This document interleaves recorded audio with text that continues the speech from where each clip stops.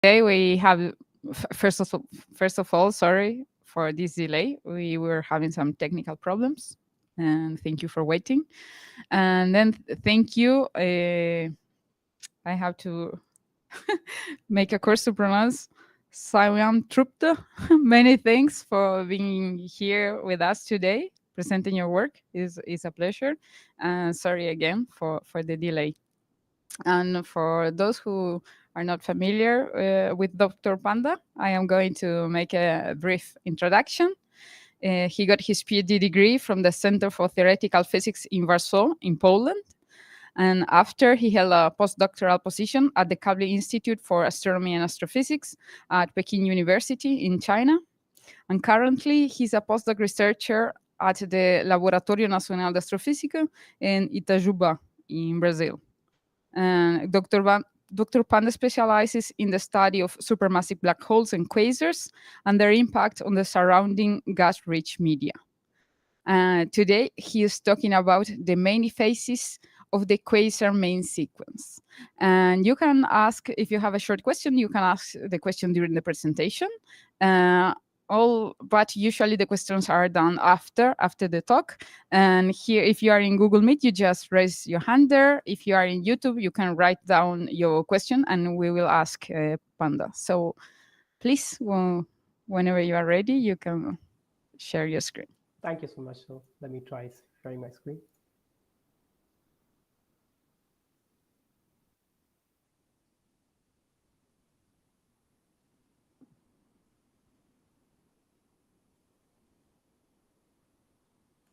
I hope you can see my screen right now. Yeah. And hear me well as well, right? All right. Thank you so much for the organizers for inviting me to present my work and the work that I've been doing during my PhD and in the sequence of postdocs I had. As Maria said, my name is Swayamtrupta Panda. I'm currently a postdoctoral fellow at LNA Itajuba. And today I'm going to talk to you about getting stronger with time, the many phases of Quasar Main Sequence. This talk is based on these selected works that I've been part of and recently published. So you could have a look at it or just contact me later if you have any questions that needs further discussion. So the outline of my talk today would be about briefly going through what is an active galactic nuclei, or AGN. Then I'm going to proceed on to explain and give a brief idea about what this Quasar Main Sequence is, which is something that has been on in the making over 30 plus years right now. So the part of this Quasar Main Sequence will briefly cover that consists of step 1, how it was incepted and how it was formed in the preliminary stages. Later in the early 2000s, how it was extended to cover multiple wavelengths.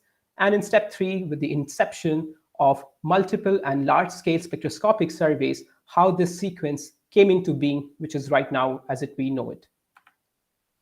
After this, these all works propose many solutions, but also raise many questions. And we're going to also figure out what were the interesting answers that we got after studying and understanding the Quasar Main Sequence, both from observations and theoretical modeling. Towards the second half of the talk, I'm going to talk to you about, to know the sequence better, how we have been investigating further and further to make use of this powerful tool, which is the Quasar Main Sequence. And finally, I would close the talk by talking how, by knowing all of these aspects of the Quasar Main Sequence, it helps to use quasars to study the expansion of our universe. So like I said, let's have a brief idea about what is an active galaxy. On the left side of this diagram over here is a phenomenological diagram which keeps on getting improved and improved over time. But the basic components still remains the same. So we have a supermassive black hole sitting right at the center of the galaxy, and it forms at the core of the galaxy. And then it accretes matter, which forms and manifests in the form of this accretion disk around the supermassive black hole. After this, we have these small cloudlets, which are called the broadline region, which are responsible for emitting broad emission lines that we see in the spectra that we receive. Further out, about in the parsec scales distances, we have the narrow line region, which are these represented by these clouds over here. At times, there is the emission of strong bipolar radio jets, which are towards the line of sight. If they are, then they are called blazars.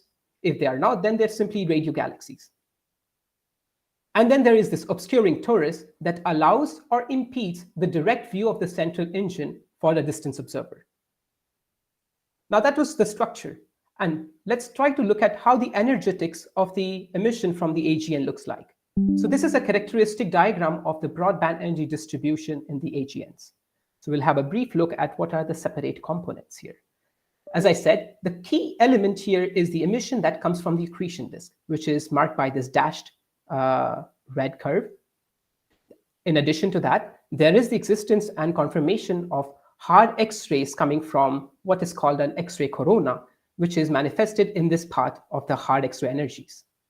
In between them, there is also at times seen the contribution from what is called the soft X-ray excess that is manifested by a warm corona, which is shown by this green dashed curve. As you can see, part of or most of this soft X-ray excess is obscured by the galactic extinction and is not sort of arrives to us. So eventually, we really do not have the full picture of what the soft X-ray excess looks like when we receive the light from these distant AGNs. Outside of this, there is also the host component, the galaxy component that we see here in the dotted blue, and then the reprocessing of all this emission by this dusty obscuring torus, which is shown here in the purple color. So overall, these are quite the key components that comprise the broadband spectral energy distribution in the AGN. Like it said, if a picture is worth 1,000 words, a spectra is worth so much more. So over here, I'm showing a characteristic spectrum of an AGN, pretty much in the optical UV emission line. So starting here, the x-axis here is in the frequency scale. So we are starting off with the highest emission energies and going lower and lower up to the lines such as the H alpha. So here, as you can see, and you can appreciate, there are three key quantities that really makes up this spectrum. The first and foremost of this is the underlying AGN continuum that sort of is hidden to us, but really tells us how the emission progresses over the wavelength range. Then we have the absorption features, a lot of these absorption features that we can see. And more prominently, what we are more going to be interested in this talk today is the emission lines, which can be either broad or narrow, and they kind of comprise of permitted and forbidden emission lines. For example, here we have the O3 emission line at 5,000 angstroms, and Hbeta and H alpha, all those Balmer emission lines, which are quite permitted lines. So eventually, the combined information obtained from the spectrum can provide us insight on the dynamics, energetics, and composition of the immediate surroundings around the black hole. And in this talk, I'm going to focus on what is called the Type-1 AGNs, where we have a direct view of the central continuum and the accretion disk and the broadline region themselves. And we're going to talk and specifically work around the line emission that is coming from the broad line region, or the part of the clouds that are responsible to produce these broad emission lines in the AGN spectrum. So now moving on, like the key aspect of this talk is going to be about the Quasar Main Sequence. So let's try to look into it, why indeed we are interested to learn about such a Quasar Main Sequence at the first place. So the idea erupted back 30 years back when people wanted to search an equally robust scheme for studying the sequence in quasars. By then, people knew that there are a lot of diverse populations and phenomenologically different types of AGNs that one can see and observe, and in different wavelengths. So the idea was whether there exists a sequence that is kind of mimicking the Hertzsprung-Russell diagram that are usually used for stars. Now, there was, of course, complications because quasars are extended. So when I say quasars, we want to remind that quasars are AGNs which are found at higher redshifts with high luminosities. Pretty much AGNs and quasars are the same terminology, but really matter where they are located in the part of the universe. So these are quite extended mediums, and in addition to being extended, they are quite complex. They are not as spherically symmetric like stars, and that leads to a lot of complications and complexity in the line emission and anisotropy of the emission from the central continuum. So it was very interesting to study and find such a sequence, but it was also complicated because it's not as easy as to study in stars. So the whole idea started with this inception of studying using this technique called principal component analysis and applying them to a small sample of AGNs, low redshift AGNs, which was computed using the Bright Quasar catalog. Now, the authors, Bourasson and Green, back in '92, they tried to take into account 13 tabulated properties, taking emission properties from optical, radio, X-ray continuum, etc., for type-1 AGNs, 87 of them, and try to account for this principal component analysis technique to see whether they can create or find some sequence using all these properties for these AGNs. So over here is a diagram that sort of came out, but let's try to see what really the PCA does and how are such correlations actually being able to provide us these answers. So in a very quick gist, I would like to say PCA technique works like this. In the beginning, you have properties, some spectral properties that you directly get from observations, and you have some number of objects which are reported in different rows. So for example, here, there are 5 spectral properties or observable properties that you want to have. Now, when you want to locate all these sources with all these properties in some kind of a space, this really becomes quite challenging to be able to process, for example, here, a 5-dimensional space. Now, the whole idea of PCA is to take this data and the corresponding parameters, which are represented by these axes, and really use eigenvector decomposition and transform these axes into a hyperspace, which is called the principal component analysis method. And these axes are then called the eigenvectors. And each of these eigenvectors are then associated with certain eigenvalues that really contain the weights that is represented by each data point corresponding to each spectral properties that were input to this method. So eventually what we really did was to try and apply a dimensionality reduction technique that PCA is, to take all these data which were observed and transform them into something more readable and accessible that allows us to see what is the main driver of such data set. And this is how we are able to understand what are the properties that are key in ordering this data set as they are. So eventually, the whole idea of PCA lies in the strength of reducing the complexity of the data by transforming into different dimensions. So eventually, what they found by taking into account all these tabulated properties, these are listed over here. So they took into account the absolute magnitude, the radio loudness property, which is the ratio of radio at 6 centimeter to the optical emission about 4,400 angstrom or B band, the alpha OX, which is a spectral index of how much emission is coming from the X-ray part to the optical part, the equivalent widths of Hbeta, strength of oxygen 3 forbidden line over Hbeta, strength of helium-2 line over Hbeta, and more interestingly, this parameter RFE2, which we are going to talk a lot about in this talk, which is the strength of the iron emission over Hbeta, the peak intensity of the O3 emission line at 5,007 angstrom, the width of the line of Hbeta, shift, shape, symmetry. So basically characterizing all the properties of the line profile of Hbeta, and the magnitude that is computed using the O3 lines. So these were the 13 properties. So they take that into PCA, and what they get is something that we see on here on the left side. So this was their principal component, or the eigenvector 1, as it is called, which was the anti-correlation between the optical FE2 line and the O3 forbidden emission line. What they also found is that this peak O3 emission and the Hbeta full width half maximum is strongly correlated. And eventually, what gave rise to the actual main sequence diagram is what we see here on the left side, which was on the y-axis, we have full width half maximum of the broad component of Hbeta versus this RFE, which is the strength or the ratio of Fe2 emission to the Hbeta emission.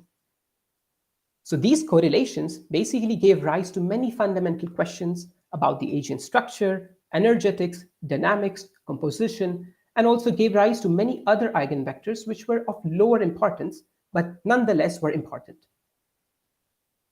So when we talk about RFE, just to give you a visual representation, what I am talking about, what is this Fe2 emission, is basically a part of the spectra very close to the Hbeta, lying to the blue side of the Hbeta, and comprising of this huge bump at times in some sources.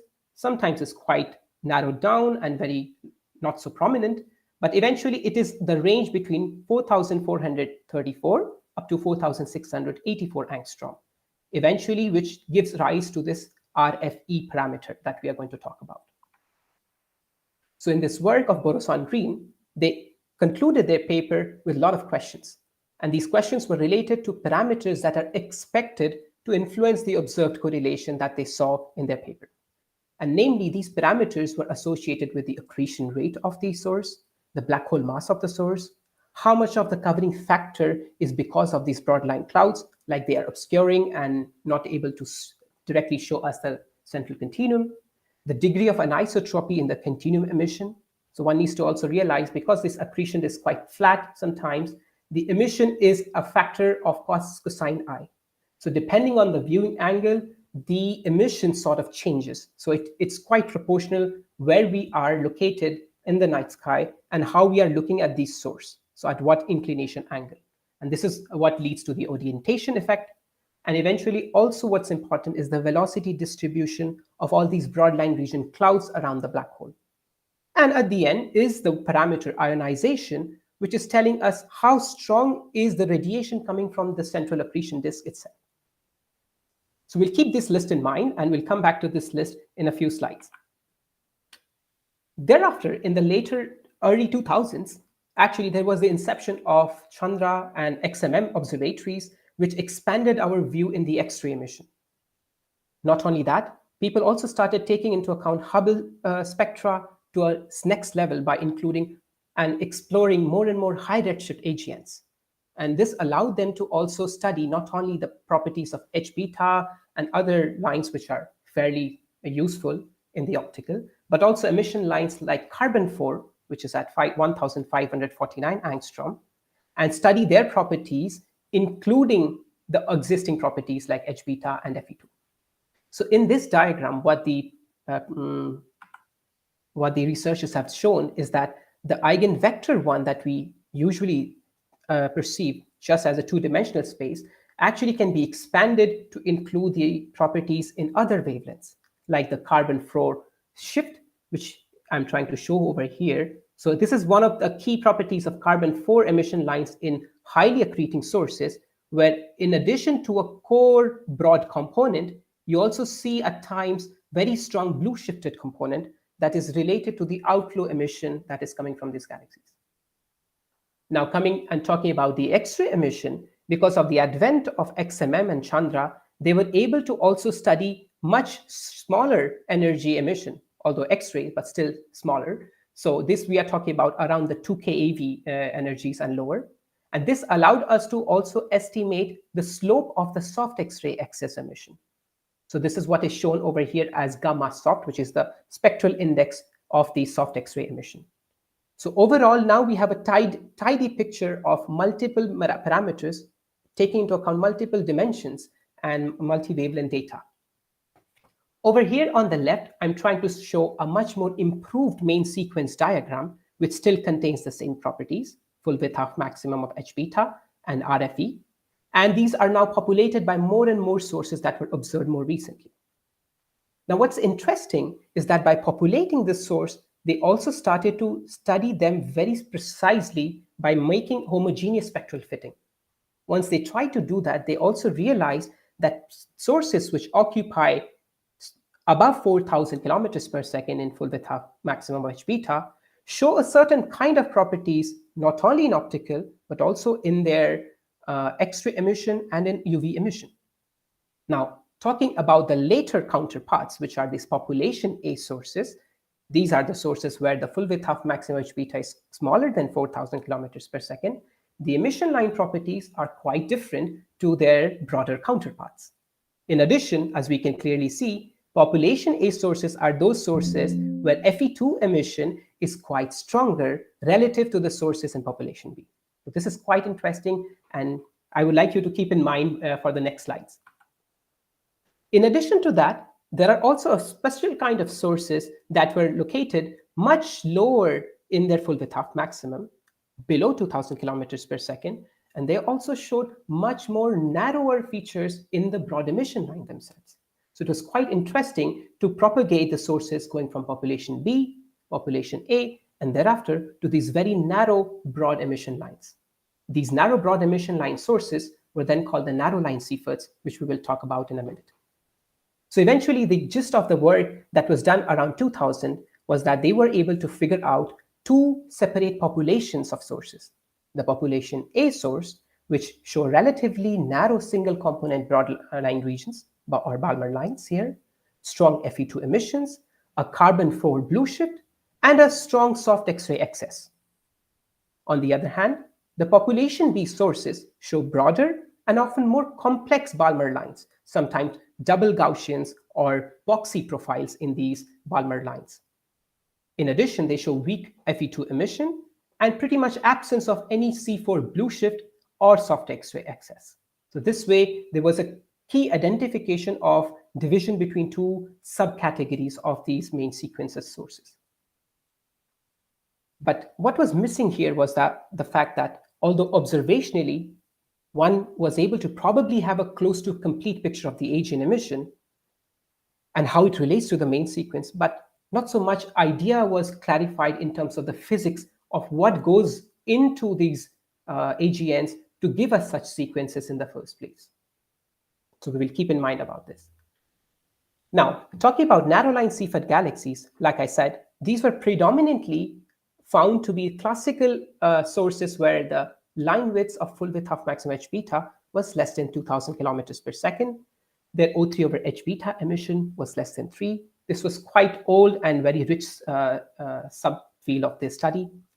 And one prominent emission feature was the Fe2 over Hbeta emission was found to be nominally greater than 1. There were a lot of these sources which showed strong Fe2 emission. And to really take into account how it looks like, we can focus on this lower right diagram, where I try to show different examples of AGN spectra. On top, in the black, is the narrow line Cepheid example of a source. In the middle, we have some source which is an intermediate type. And really at the blue, this is some liner type sources where we hardly see any broad emission lines. Now, I hope you can appreciate the strength of the Fe2 emission that is really peaking up in this narrow line Cepheid example of spectra. So there are two bumps, both around the Hbeta, one on the blue side and the other on the red side. But pretty much people used to study and focus on this blue side because of historical aspects of the spectrograph itself. So we are going to focus also on the blue part, but just to remember, there's an equivalent red bump that exists for this Fe2 emission. Now, in addition, like I said, the carbon-4 emission was quite stronger. It showed stronger blue-strip asymmetries. And these sources were not typically your radio loud sources. They didn't show that much evidence of being quite radio loud, although in more recent studies, this is starting to change. And what was very key also from the X-ray properties is that they tended to be more variable in the X-ray emission.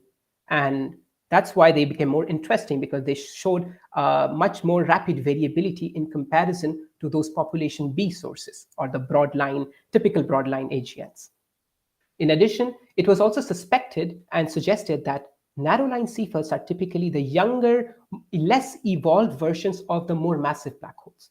So there was also this evolutionary scheme associated with narrow line Cepheids and their broadline region counterparts.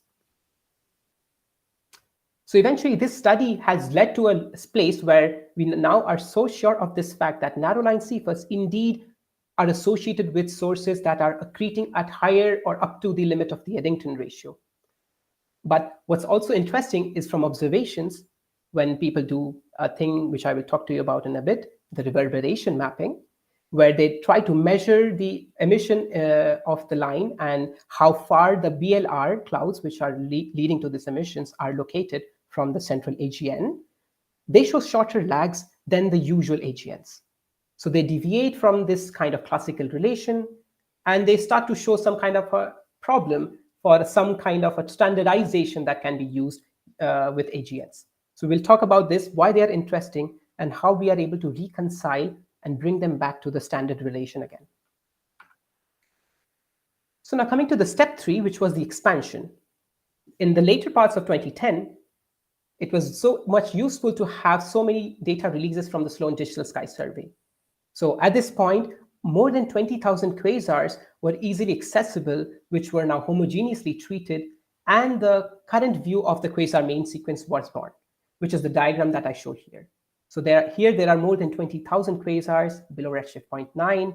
This is a survey taken from the DR7, data release 7 of SDSS, and this is how the current diagram pretty much looks like of the Quasar Main Sequence. Now, of course, you might ask a few questions.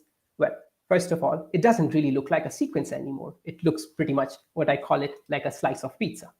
So it's quite interesting to see and understand how the sequence came to be like this. And more importantly, what drives this so-called main sequence of quasar? What are the physics behind this diagram? And is there a way that we can understand this sequence better? So do you remember this list that I showed you in the beginning of the slide, where the Bourassa and Green paper, who really started this Quasar Main Sequence study, really had suggested 7 parameters that were expected to influence the observed correlation. But the whole idea was there was no profound theoretical understanding of how and why the AGN really leads to such a sequence. So this is what I have the list that was really through the 5 years of work that I did during my PhD and later on, which are now verified. So on the left are what was expected, and this, what I have on the list, is a verified list of parameters that were resulting out of theoretical modeling and observations. So the properties, namely, are listed in terms of their prominence. The primary of them is the Eddington ratio, which is really related to accretion rate again. Black hole mass stays the same here. What is more important is the shape of the ionizing continuum, the broadband spectral energy distribution that I showed. And it varies from source to source, and hence, generically speaking, it has a key importance in leading to the driver of the main sequence. Thereafter, the properties which are also important are of the broadline region themselves. How many particles are there in the broadline region, which is defined by the density of the broadline region? What are the metal content? How are these heavy metals proportionate to the regular hydrogen and helium in these broadline regions? How are these clouds oriented and distributed around the black hole, including aspects such as microturbulence, because we are not really sure that these is very sort of smooth distribution, which is not really affected by any chaotic emission. So that's why microturbulence and intra-cloud motion and collisions are also accounted for here. Then we have the aspect of the orientation, and not to forget the BLR cloud sizes, which eventually lead to tell us how much material is packed in these BLR clouds. So in order to really tell you in detail what it really looks like, this entire main sequence is thus driven by an 8-dimensional parameter space. So I'm going to run and show you a video over here. So basically, the idea over here is accounting for all these 8-dimensional parameter space.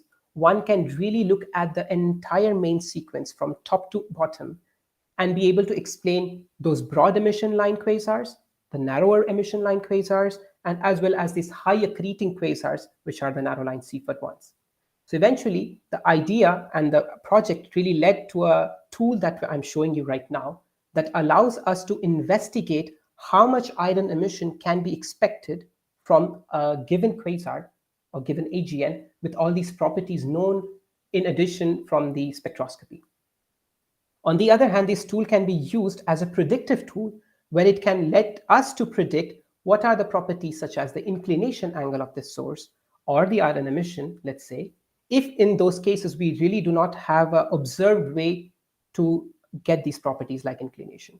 So this tool really helps us to not only confirm some relations, but also use it as a predictive tool to infer properties that were not really known to us before.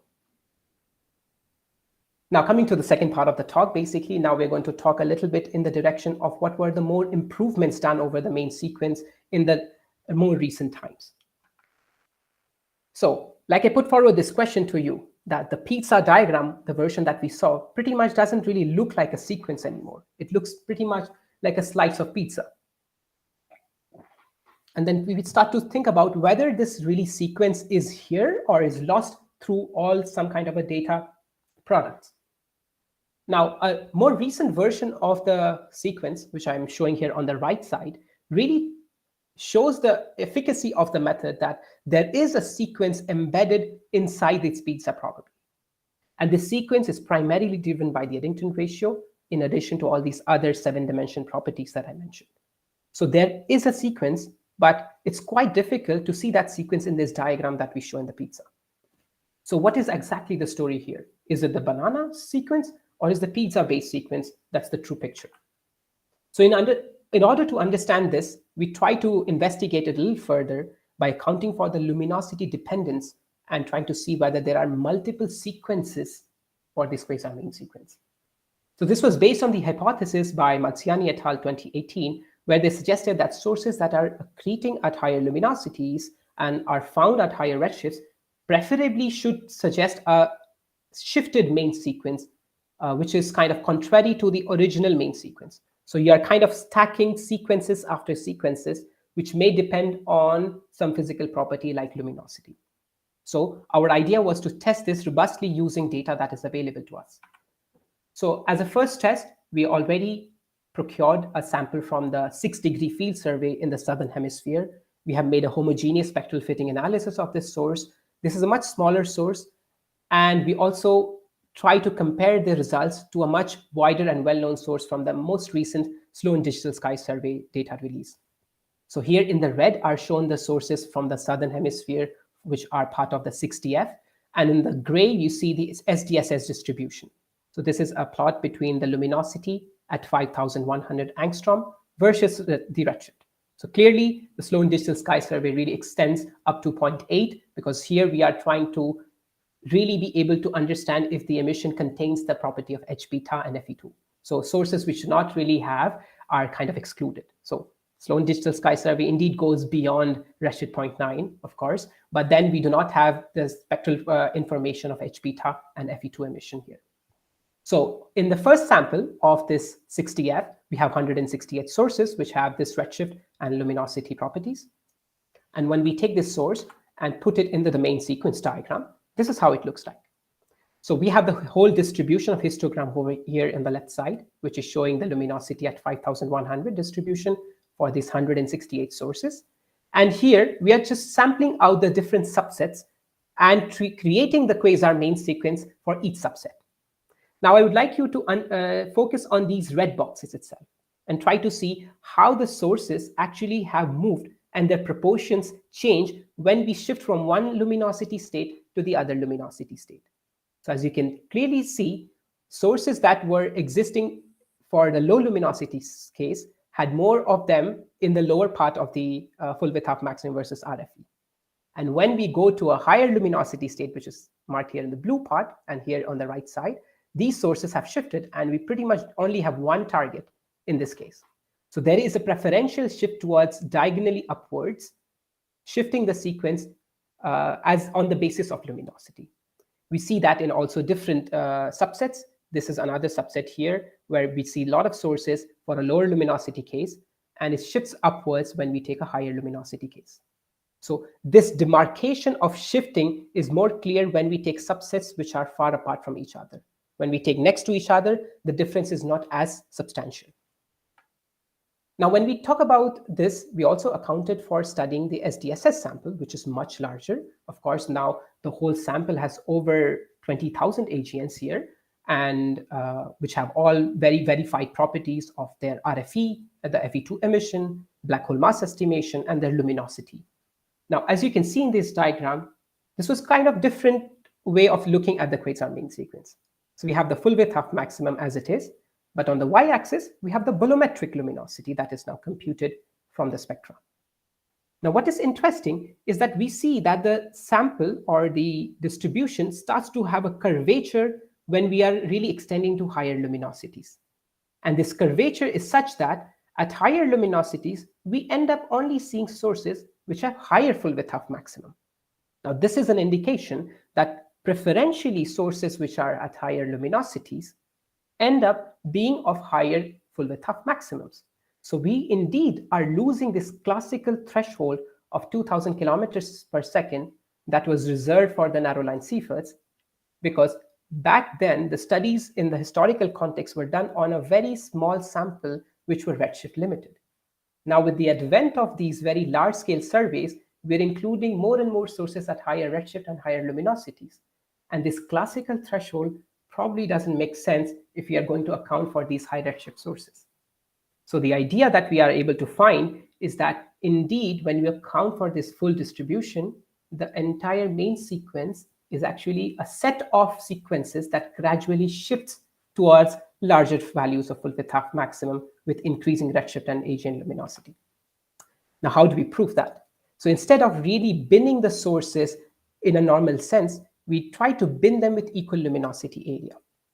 The reason we did this is because sources in Sloan Digital Sky Survey are over 100 times larger than the previous sample.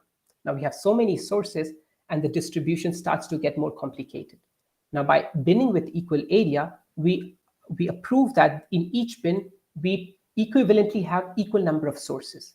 So the shift can be progressed much more systematically. Now, when we take these bins in luminosity and put them in the redshift, this is what we get. The sources that were of lower luminosities, of course, are also showing peaks at lower redshifts and gradually move towards higher redshifts. But as you can see, the distribution starts to converge pretty much when we are at the highest redshift or highest luminosity bins. Now, what all that tells us is that when we take the entire distribution of the SDSS and put it into these luminosity bins and show the quasar main sequences, the feature, the dependence that we saw of luminosity for the smaller sample is also verified in this larger sample. Here I'm showing two subsets, subset 2 and subset 14, which are pretty much the extreme ends in this luminosity distribution of the SDSS data. And we also see this movement of the data towards diagonally upwards and the distribution shifting upwards. So pretty much, and this is a GIF showing all those distribution from all these different luminosity bins. And as we progress in the luminosity bins, the sources start to move upward and upward. So the prevalence that we see in this lower parts starts to shift, and the classical full width half maximum of 2000 kilometers per second that was reserved for narrow line Sequence pretty much doesn't work if you're looking at higher redshift sources. So indeed, the main sequence is comprised of set of bananas which are stacked on top of each other, which eventually gives the resemblance of this slice of pizza that we saw earlier. Now, a second very interesting thing about PCA is that PCA was always used as a technique to extract the meaningful information as a primary driver or the main correlation parameter. But PCA has also a very interesting way to be used as a clustering technique. The good thing about PCA is it's quite simple. Of course, there are pros and cons with every method, but PCA itself allows you to understand more intuitively what is going on with these kind of technique, because this is basically based on the eigenvalue decomposition. Now, when we use PCA as a clustering technique, the interesting point here was we had a data set where we had a lot of spectral properties from sort of many quasars, and we have another data set which had pretty much the same properties, but something more. Now, some of our sources were missing some key parameters, like we had, let's say, Hbeta information for some of our targets, but we didn't really have H-alpha information. The spectra was pretty much quite narrow in those sources. We didn't have information, for example, whether these sources have certain black hole masses of high purity or not. But by doing PCA and involving two different samples, we were able to get into idea the missing parameters. We were able to supply these missing parameters, and I will show you an example which might let you know how it really was working. So here we have a data set where there are two AGNs, two separate spectra. These were not verified manually or visually. They were basically accounting for 6 different parameters from their spectra: the Hbeta emission, oxygen 3 emission, iron 2 emission, helium 2 emission, and if it was present, the H-alpha emission, and also the luminosity and the redshift of each of these sources. So all these was put inside the PCA, and the PCA was allowed to reveal whether there were certain mini clusters of similar parameters. And what it gave us is for one of the targets, which is on the top here, we have, as you can see, I have marked in circles properties which really match to each other. So I would like to remind you, we did not put black hole mass into the PCA. Neither did we put the RFE, nor did we put the Eddington ratio in the PCA. What we put was something that was observed, direct properties of the spectral variables. And what PCA gave us are doppelgangers or duplicates, which indeed mimic each other. So if you look at those two spectra, it will be very hard to identify one against the other. So this is another very important aspect of PCA that can help us reveal some missing information when some of our sources don't really contain them or have bad quality at some points. So PCA is quite strong in this manner as well. Now coming back to the narrow line CFETs, because we stopped at some point about talking about them, which is narrow line CFETs were of course found to be high accretors, found to be having narrower emission lines, and had strong iron to emission. And then I talked to you a little bit about, oh, there is this technique called reverberation mapping, and they show shorter lags.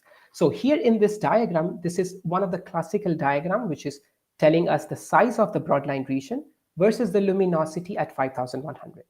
This is the classical radius luminosity diagram that has been used in the last 20, 30 years. Now the problem, what came out recently is this. There were certain sources which were observed more recently, and they were deviating much more, and they're starting to put into question the relevance of this radius luminosity relation. So let's have a quick look what and how are these time lags or radius of the BLR are measured. So the technique here, what is called the reverberation mapping, which is what is like shown here in the diagram. So we have a set of photons which either directly come to the observer, or some of these photons first get scattered by these BLR clouds and eventually come to us. So these photons which get scattered and then come to us take an extra distance, and hence they take an extra time to come to the observer. Now this by measuring them and simultaneously monitoring the direct light and the light that is scattered from the BLR, we can measure the offset in the distribution of the light curves and measure the distance between the central continuum and these BLR. And this is what is called the size of the BLR, or in other words, the time taken by the light to cover the distance additional to the BLR. So basically, by performing a cross correlation between the direct light and the scattered light, one can recover the size of this BLR, which is then how we are able to populate the diagram as shown here in the bottom left. As you can see, there are these sources which deviate from the main relation, and these are the ones which have higher accretion rate. So here the color coding is done on the function of accretion rate. Stronger the accretion rate, the more they are deviated from the classical radius luminosity relation. Now this is quite interesting because all this is telling us that there is something intrinsically different for these narrow line CFET type AGNs compared to their broadline counterparts.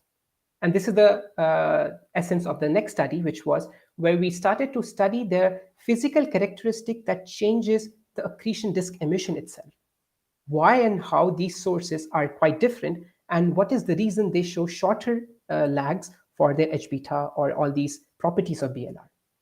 And the idea that came forward by a lot of investigation is that in case of these highly accreting sources, the accretion disk structure itself is quite different. What is happening in them is that there is a feature that comes into play, this formation of a prominent funnel-like structure for these high accreting sources. So in this case, as you can really see here on the zoomed in plots, the structure very close to the accretion disk, at the end of the accretion disk here, is basically telling us the structure is quite different between a population A type source, which is sources located here, and population B type source, which is sources located here. Now this leads to a sort of anisotropy, and whatever photons are generated from this part of the accretion disk are unable to be received by the clouds which are located here. So that leads to a differential view of the accretion disk and the strength of the emission that is received by these clouds. So what we ended up doing is that we take into account this diversity in the accretion disk structure and create a database of spectral energy distribution from the infrared regime up to the hard X-rays.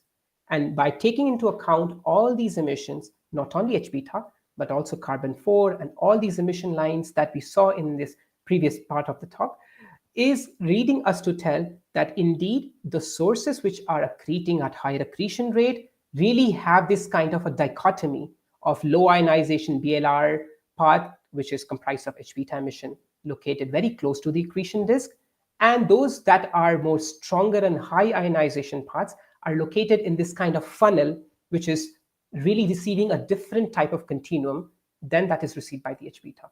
So all in all, what it is telling is depending upon how you're viewing the source, whether you're seeing the source from the top or you're seeing the source pretty much inclined such that they are quite edge on, you see a very different AGN continuum. And this really is telling us that the BLR clouds which are around this black hole really see different AGN continuum depending upon where they are located. So basically, that allowed us to tell that indeed the slim disk models is telling us this fact that higher the accretion rate, the clouds are receiving a different continuum and are much closer to the central black hole, and hence their determined sizes of the BLR are much shorter. So the whole idea now is we study these sources, but what was the main intention behind studying these sources? Why are the narrow line Seyferts interesting? And what is the ultimate goal of studying all these sources? So we now know that these sources which are accreting at higher accretion rate are deviating from the standard relation. So something has to be done in order to recalibrate them back to the standard relation. And this is what was being suggested in one of our recent works, is that when we take into account the accretion rate dependent FeII emission, that allows us to really bring back those sources back into the standard relation. So the relation now, which is now updated, is no more just radius versus luminosity. It is radius which is dependent on the luminosity as well as the strength of the FeII emission, or RFE, same parameter which we discussed in the Quasar Main Sequence. So by combining the reverberation mapping, that allows us to give the radius of the BR, and single epoch spectroscopy, which gives us the luminosity as well as the FeII emission, we are then really in a good stage where we can compute the luminosity distances for each one of these sources, where luminosity and fluxes are coming from two different techniques. Fluxes are coming from reverberation mapping, luminosities from the single epoch spectroscopy. And hence, we are able to use quasars and standardize them and use them as reliable distance indicators. So this is my last slide where I'm trying to bring it all together, saying that quasars form such a nice bridge between the local universe indicators like Cepheids, parallax measurements, supernovae, but all these can actually go up to a certain redshift, not too much in the deep. But then we have this kind of tension between the parameters of the cosmology, which are received from the local universe, and that we compute from the early universe, for example, using Planck survey.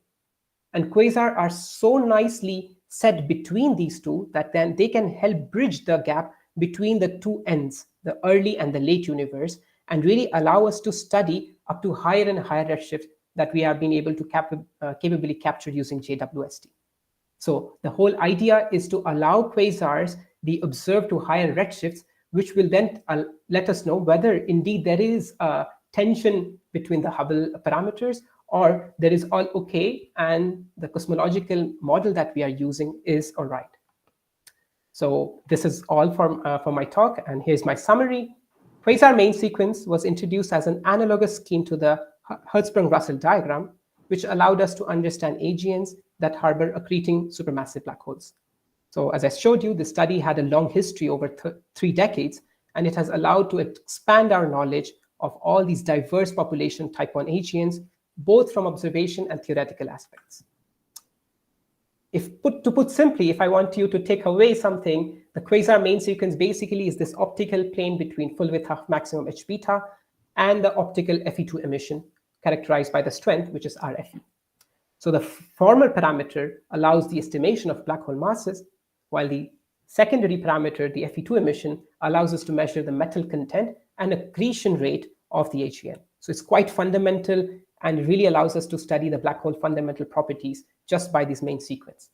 And together, they allow us to study the activity of the central nuclei, its effect on the line-emitting region surrounding the AGN, and how all these diverse population of AGNs make them suitable distance indicator, which we eventually use to study the expansion of the universe. Thank you.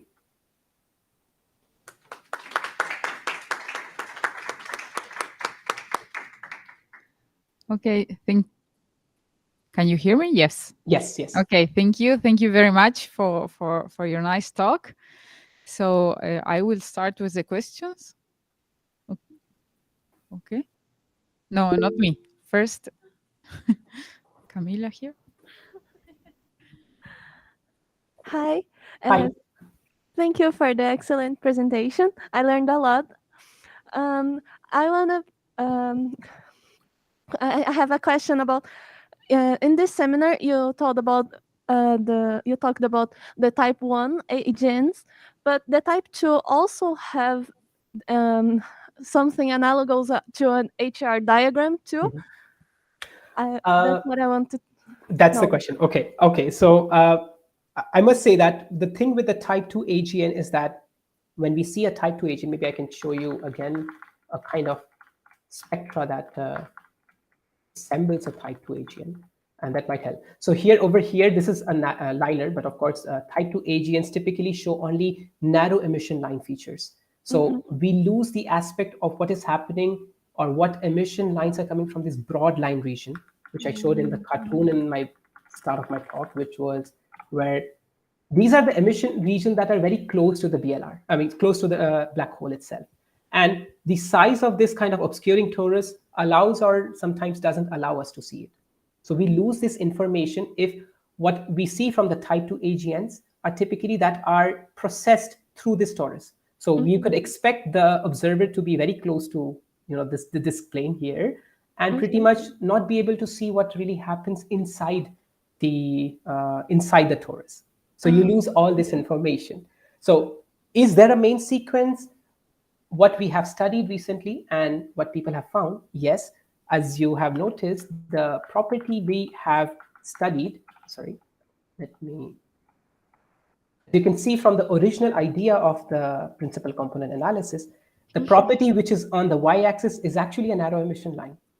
So it still is there, but the problem in those sources is that we do not have the information of the x-axis in this case.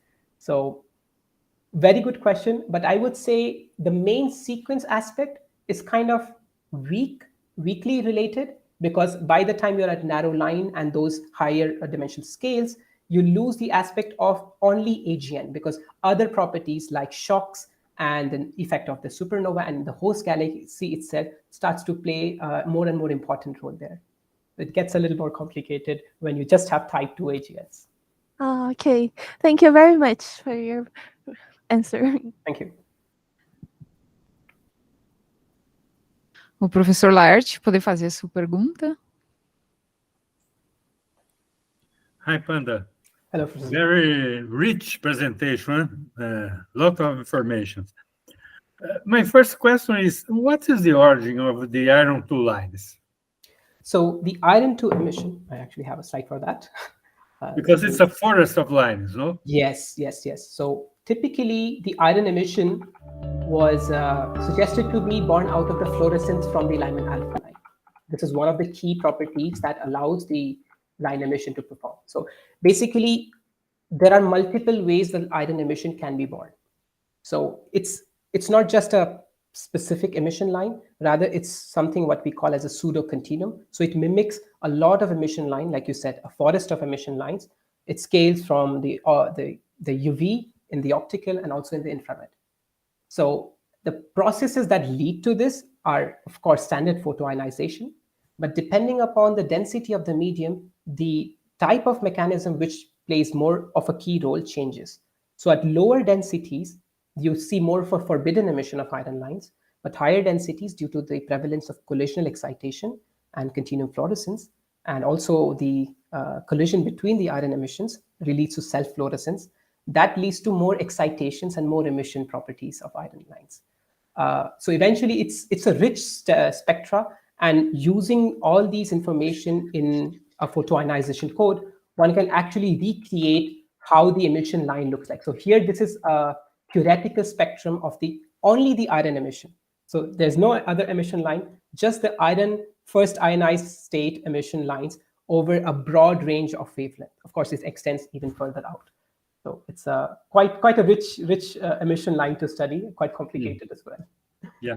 Is it formed in the outskirts of the accretion disk or in the blobs around the ionized by the accretion disk?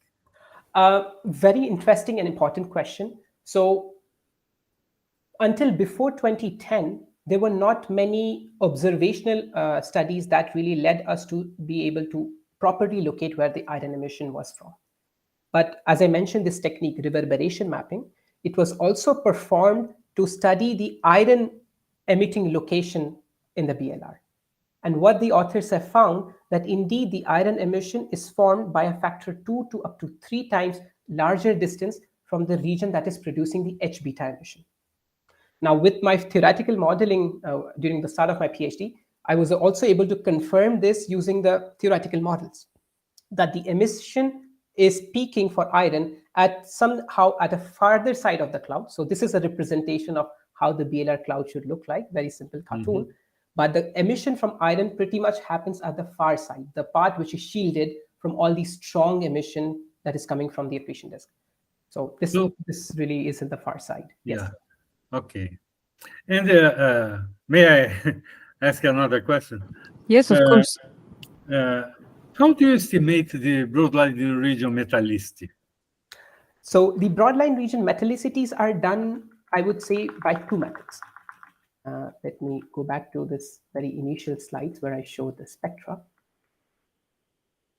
Over here, there are a plethora of emission lines, and pretty much the metallicity and metal-rich elements are actually in the UV part of the spectra. Mm-hmm. Pardon me, because this is in the frequency scale, but most of these prominent high metal lines are in this UV part of the spectra.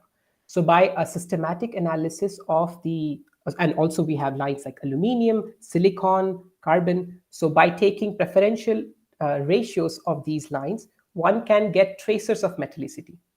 Now, because we have such large scale spectra and so for so many sources, we can devise these ratios appropriately for all these cases of AGNs.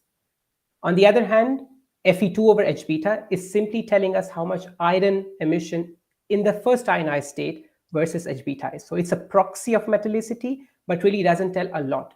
But including a UV part, the optical part, combined together really helps us evolve and tell us what metal is of what proportion in these emission lines, through these emission lines. So this is how pretty much we are doing diagnostic study in the ultraviolet to recover ratios that either tell us about metallicity, some ratios tell us about density, the others tell us about the ionization parameter here.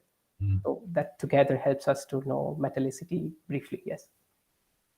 Okay, thank you. I will let the others to ask a question. Okay, thank you. Hi, Panda. Hello. Thank you for the talk. Thank you. I have two short questions. One about your conclusion. So you said that it's going to be possible to use the quasars to distance indicators. How far are we for doing this?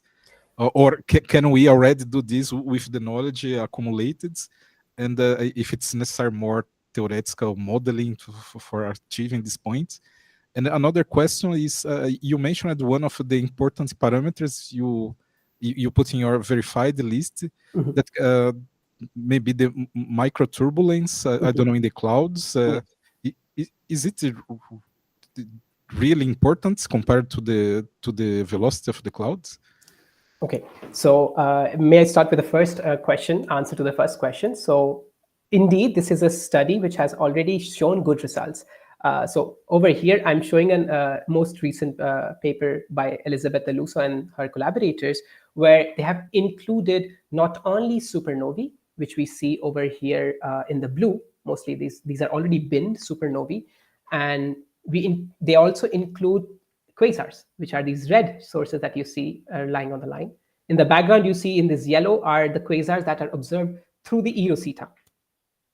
So eventually, as you can see, these sources really end up going up to redshift 3. So this is already being verified. A lot of our works have also suggested. And One interesting thing about the radius luminosity relation is that we can use different emission lines to probe this scaling relation. What I have shown here is specifically the Hbeta radius luminosity relation. But such radius luminosity relationship also exists for other lines like magnesium-2, carbon-4, Lyman alpha, and so on and so forth. Now, as we know, Lyman alpha is a line which is pretty much in the ultraviolet at about 1200 angstroms. And in order to see them in optical or in near infrared, let's say with JWST, that source really has to be of a very high redshift nature. And this is also being done because now with more and more instruments, we're able to probe these ultraviolet part of the spectrum. Right now, the numbers are not great. Like for Hbeta, we are around 120 AGNs. With magnesium-2, it's now closing to 100. For carbon-4, it's about 56 sources, and Lyman alpha of the same order as well. So we do have sources really extending up to higher and higher redshifts. But the thing with the cosmology is that we have to be really sure about the systematics and the errors that creep in because of the standardization, because that has a direct implication how well we are able to say, okay, the cosmological model itself is true or not. So what I mean to say is there are enough data, but with more data spanning across larger redshifts and combining the performances of all these radius luminosity relations of Hbeta, magnesium-2, carbon-4, Lyman alpha, and so on and so forth, we can extend these relations up to higher redshifts and see simultaneously how each relation really leads to the curvature and how it is influencing the cosmological determination of these parameters. So yes, the part one to the answer is, in short, yes, studies is being done. A lot of very influential results have been already verified, and it's something that is a work in progress. People are looking for more and more quasars. Like with LSST, we are now going to go even further, and it is just going to be complemented by JWST and SDSS-5, for example. Now, coming to the second part of your question, which is about the microturbulence. Microturbulence basically is something that the internal motion within the clouds. So you have properties like you have the gas itself, but the original ideal method is to just take the gas to be very static. So the gas itself is moving around the black hole, but nothing is happening inside the gas itself. Now, what the microturbulence itself is trying to do is going to change the proportion of one element to the other element of how they are receiving the photons. So without the microturbulence, pretty much as I showed you the static picture of the PLR, where Hbeta is in the middle, Fe2 emission is pretty much at the end of the cloud. Without microturbulence, this is all very static. So what's happening if when the emission, the photons arrive at the BLR, they preferentially are captured first by the hydrogen. And only a very small fraction of these photons end up being received by the farther side. So the farther side technically doesn't really end up showing a lot of ion emission. But with the inclusion of microturbulence, which can be of the order of 100 kilometers per second, so it's not a big quantity in comparison to the full width half maximum, which is factor 10 larger or more. But this really helps to increase the proportional value of ion emission with respect to Hbeta. So what it does, it slightly changes the way the elements are distributed, the atoms are distributed, and how they are absorbing the incident photon, and eventually produce the emission lines. So it's not a, let's say, primary parameter, but it does help explain the narrow line Seiferts, which have much stronger iron to emissions. Yeah. Thank you. Welcome. Okay, so more questions? No? I will finish with a question out of curiosity. With which accuracy can you estimate the black hole mass? Very good question. Actually, the thing with black hole mass, it's not just one single parameter or one single methodology we use for estimating black hole masses. Like here, I'm showing one of the well-known methods, the virial relation. Now, the thing with virial relation, you of course have the full width half maximum directly from the spectra. So if with a high signal to noise ratio spectra, we determine the full width half maximum with a very good certainty. The RBLR, or the radius, is coming from this reverberation mapping.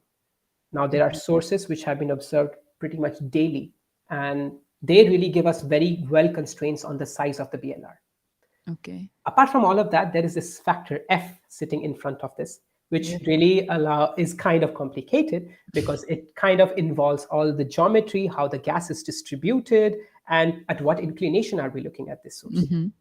And this is where, when I developed this kind of database, this is allowing us to help predict this. So if in case you have a spectra where you have the information of Fe2, let's say you have the UV properties, which allows you to estimate the metallicity, and also through these other ratios, estimate the densities, it can allow you to pinpoint what is the inferred inclination angle. So we take this inferred inclination angle and plug it to determine the black hole mass using the virial relation. So that's one technique. Of course, if we have emission lines which are double peak emission lines, one can then infer using disk models and account for the inclination through that as well. So that's another technique. Of course, there are other techniques like the M sigma relation, which allows to another way to estimate the black hole masses. And then there are multiple ways to measure using the X-ray variability or the power spectral density or the structure function itself. So there are a lot of techniques. Pretty much all of them do have a scatter of about 0.2, 0.3 depths in black hole masses. But for some sources, this can be predicted much more accurately, depending on how good the data is. The good thing is that you can use the other results to infer one of your parameters as well. Exactly. This is, I know it becomes complicated when one suggests a dimension, but each of them have a big role to play here. Okay, thank you. Thank you very much. Thanks again. Bye-bye, Panda. Thank you, Professor.